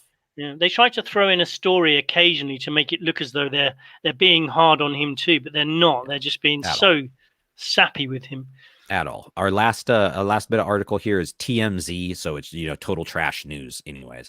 But California Assembly Bill 1084 would ban boy and girl sections in stores, making all clothes and toys gender neutral going forward. Well, I'm gender fluid, Yeah. so I have no problem with that really. I tell people if I ever just want to be a trolley bitch that I am a trans black trans woman that's also trans ageist. So I'm actually a 68-year-old black woman named Shaquita that doesn't really like the particular tone you're taking with me at the moment. And so you better do whatever I say. Don't be racist. And use the correct pronouns, please. Mm-hmm. I'm actually, I gender identify as the master of the universe. My preferred pronouns are Lord and Master, so get with it, right? I'll try my best, insane. Seth. I'll remember that next time. I'm just fucking with you. It's so stupid, man. It's so fucking stupid. It really does feel like at times living in clown world and having It people really get all does. angry and red in the face and trying to fucking yell at me for daring to offend their sensibilities when they're some of the least sensible people in the world is just like the chef's kiss thing. It's that's a spicy meme. Like people have become walking, talking jokes that just tell themselves. I believe the George Carlin quote, and it's one of the reasons I'll say I straight up am glad George is dead, because if motherfucker was still alive, I think he'd be so beyond bitter and fucking ridiculous with everything right now. But it's that when you're born into this world, you get a ticket to the freak show. When you're born in the United States, you get a front row seat. And that definitely feels like that I have a front row seat to the collapse of Western civilization. It literally feels like being in the fall of the Roman Empire and getting to see the decadence and opulence and fucking disconnected insanity of these elite rich lunatics in society, while simultaneously the average person is just trying to make ends meet, man. And things are becoming more and more and more dystopian and Orwellian, and people are starting to starve. People are starting to, all this progress that we've made as Western civilization is slowly starting to slip away. The average life expectancy is starting to get come back down here. The average standard of living starting to come back down here. All this stuff. And they're saying that while we start to lose all these standards of living and everything and all these amenities of modern Western civilization, they're trying to tell us that, well, actually, it's good that we're losing these things because it's better for the planet. And it's not only that, Seth, it's good. The pandemic's been such fun. Lockdown's been fun. I mean, I'm just showing some articles on the BBC. Musicians in lockdown. My piano kept me going. It's such fun. The babies born into pandemics. You've got these happy parents. It's just lockdown is fun, Seth.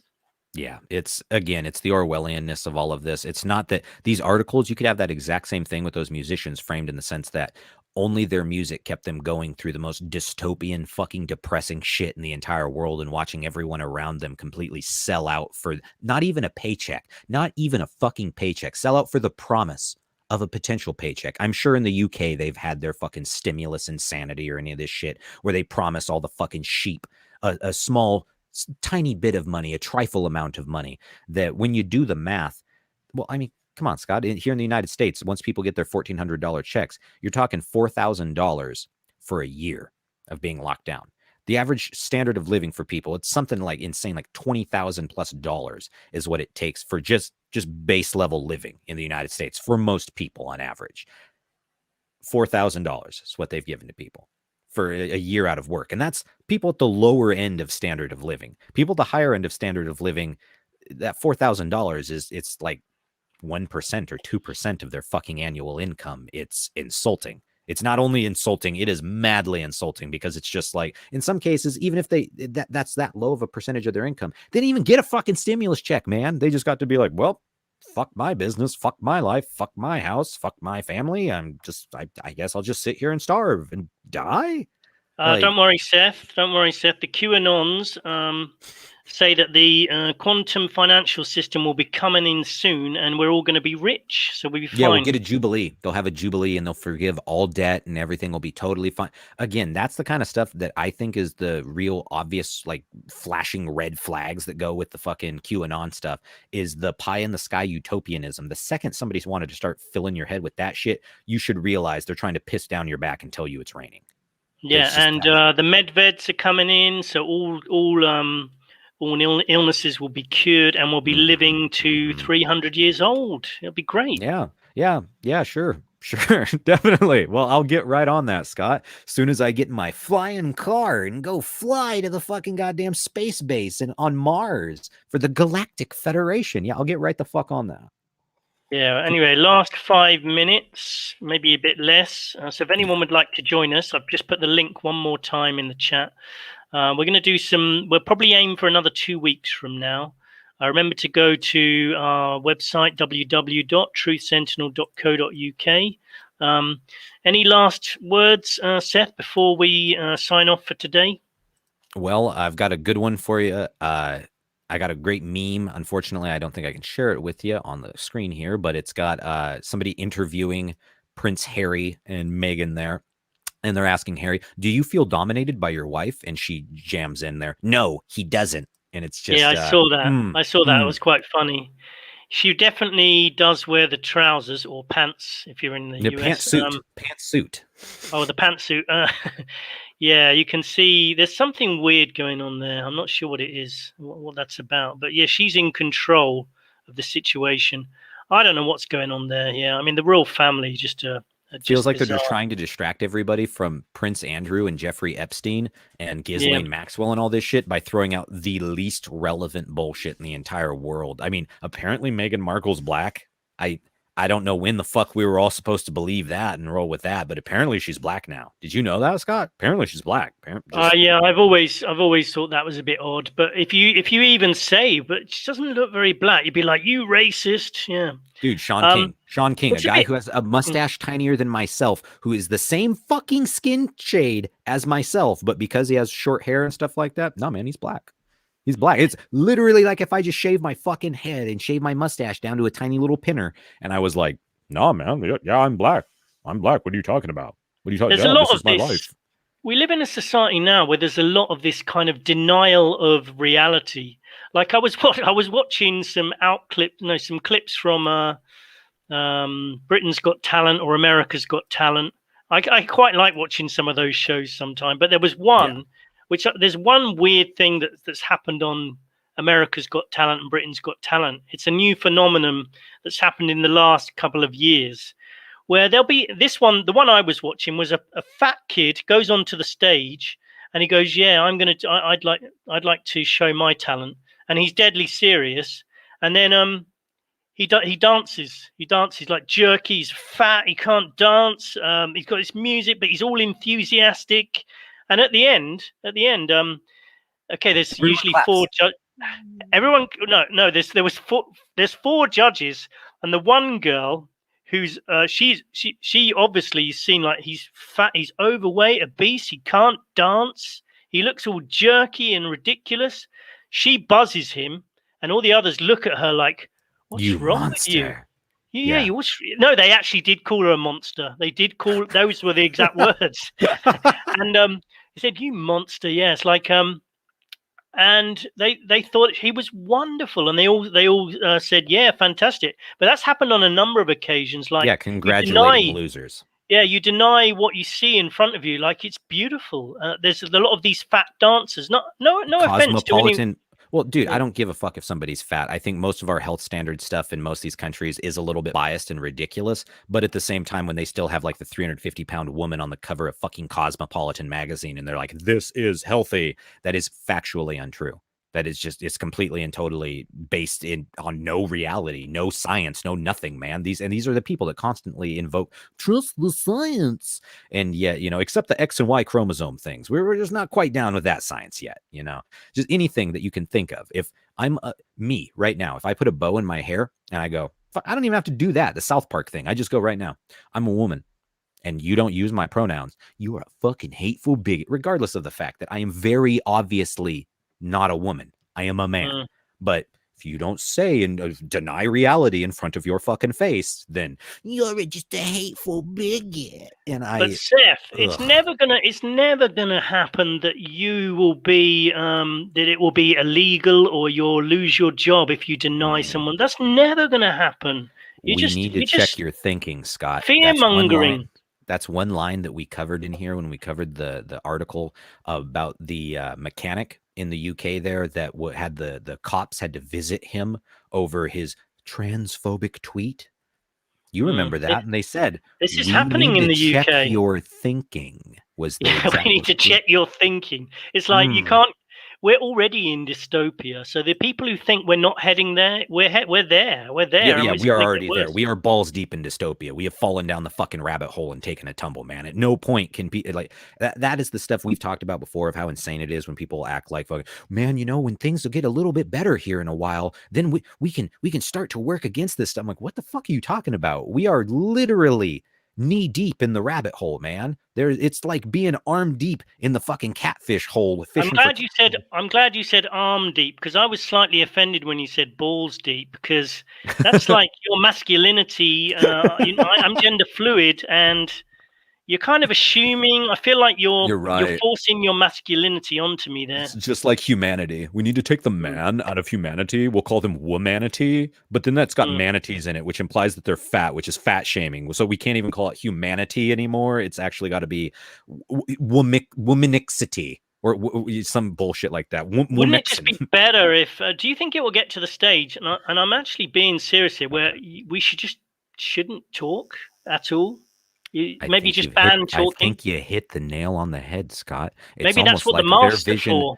It's almost like their vision of utopia. If you've ever seen the movie Utopia, I believe it's called, from like the 1920s, the black and white movie of their perception of what the future will be of the ultimate utopia, the working class people, bowed shoulders, dead silent, say nothing, no life in their eyes, just shuffle off onto the next task. I think the psychopaths that run the world, that maybe that's what they're aiming for. The masks may be the stage of just a symbolic stage of shut the hell up. We don't want you talking. Well, and we don't want you breathing. We also see that exactly. We see that symbolically, as in the news, they try and cancel everyone and destroy their ability to speak and their ability to be heard by people. They're simultaneously wearing masks everywhere in the street and everything. I also feel like it genuinely is a part of them doing all this ridiculousness to us in order to dehumanize us further to them. because there is a sort of cognitive dissonance that exists in the minds of many of these supposed elitists, where them seeing us on a regular basis, our faces, our humanity and whatnot, actually does bug them, because Yeah, it's I think on a it human level. does. On a human level, it connects the fact that they're humans. They literally feel what we feel. They think what we think, even though they do everything they can to dehumanize us and to separate themselves from it.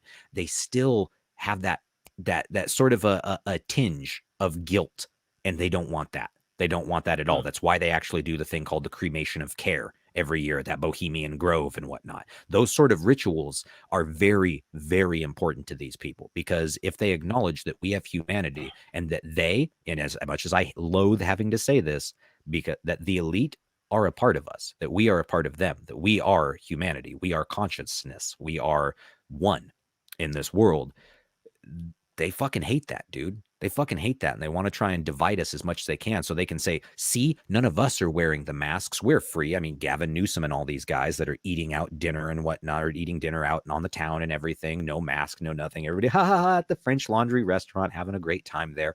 They love that. While simultaneously, us icky, dirty poop people are shuffling through the streets, bowed back like fucking human rats, wearing masks and whatnot.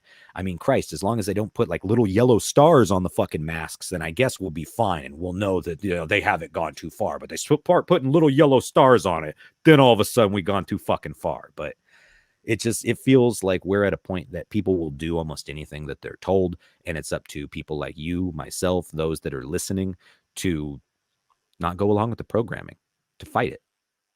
Absolutely, To fight absolutely. it in every way that we possibly can, and in every day that we live. I think you're right that these people, they don't want other people around, and they don't want people talking, having fun. I mean, do you remember looking at, like, watching movies like Footloose, where dancing was banned and singing was banned, and you're Yep. thinking, oh, that's so silly, like that's so ridiculous. And singing has been banned from a lot of places Yep. now. I mean, you can't even It's do it just at church, man. A place where no. if you They've truly had believe in that, this is literally the most important thing. Singing praise and glory to your Lord and Savior, Jesus Christ. If this is something that you believe, then you truly believe it. And you're willing to let some government dictate or some experts get you to not sing praises to the Lord and Savior, your God, Jesus Christ. I find that interesting. I find it almost like most of these people don't believe in their religions. They believe in the state. They just like to pretend that they believe in their religions. And there are people that believe in any of these religions, be it Christians, Muslims, Jews, whatever, that have been fighting through this entire fucking pandemic lockdown bullshit to still express themselves and be free in their religion. I don't have to agree with their fucking religion to at least respect that they have the balls to actually do something about it. Sorry there, that's Scotty. it, And, you know, Seth. my That's it. balls. Oh, God. That's it. You forced your masculinity on me again. I think we're just going to have to call this show to a halt.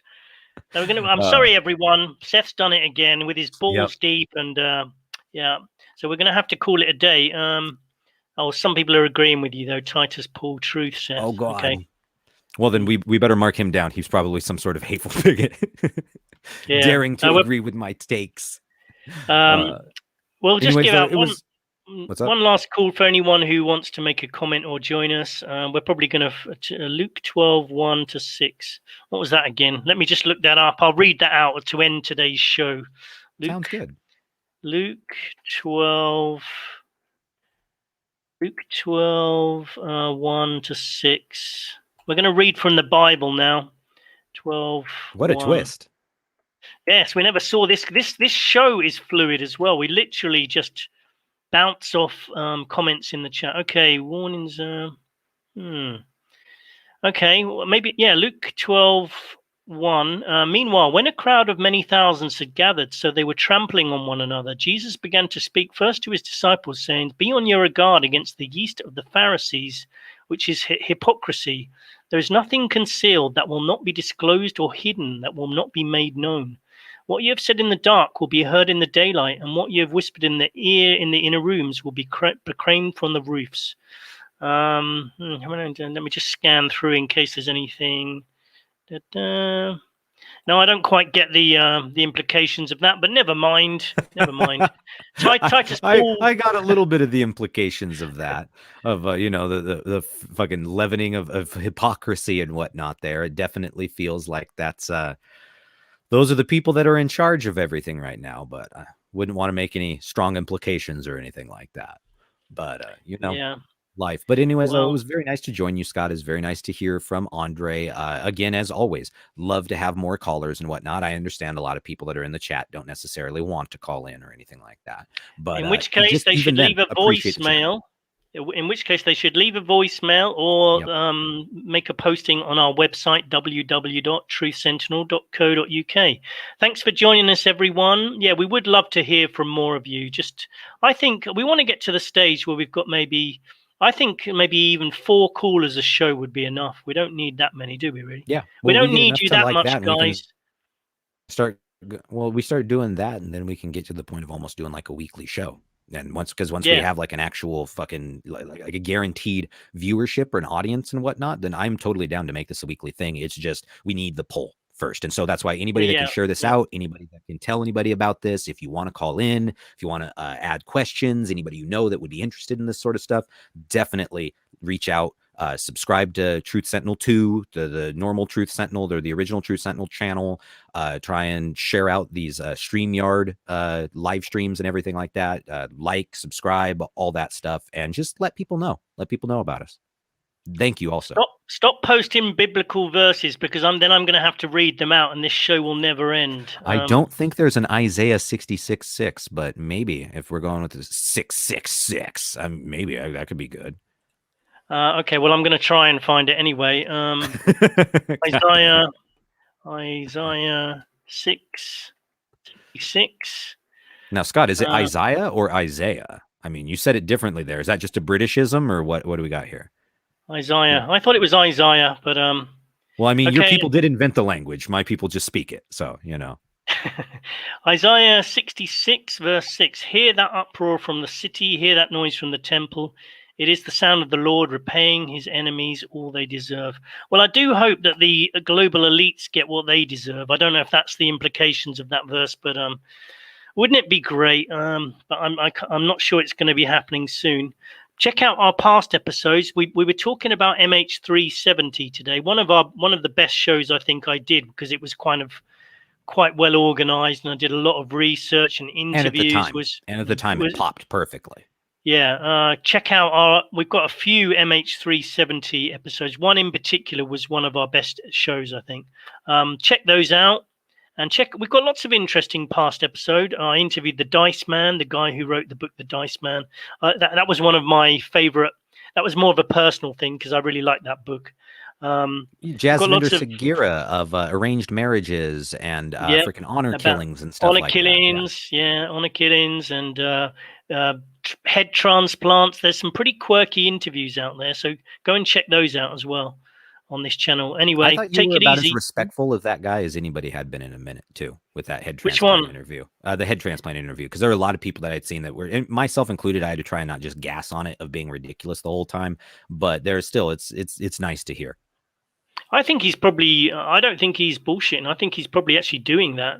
He's doing it in China. Whether it's a good thing, I'm a curious person, so I am curious to see whether that is possible, because I think it answers some philosophical questions about the soul and things, which I'm interested in. If anyone's willing to have that done, then fair enough. I wouldn't put a stop to something like that, I don't think. Maybe I'm just a twisted weirdo, though. I don't know. I don't think so, Scott. But anyways, let's wrap it up. And thank you, everybody, for joining. Thank you for having me on the show. And I can't wait for our next broadcast, man. Yeah, and please email me, scottsentinel9@gmail.com, if you have any suggestions. Yeah, thanks, Seth. Thanks, everyone. Goodbye.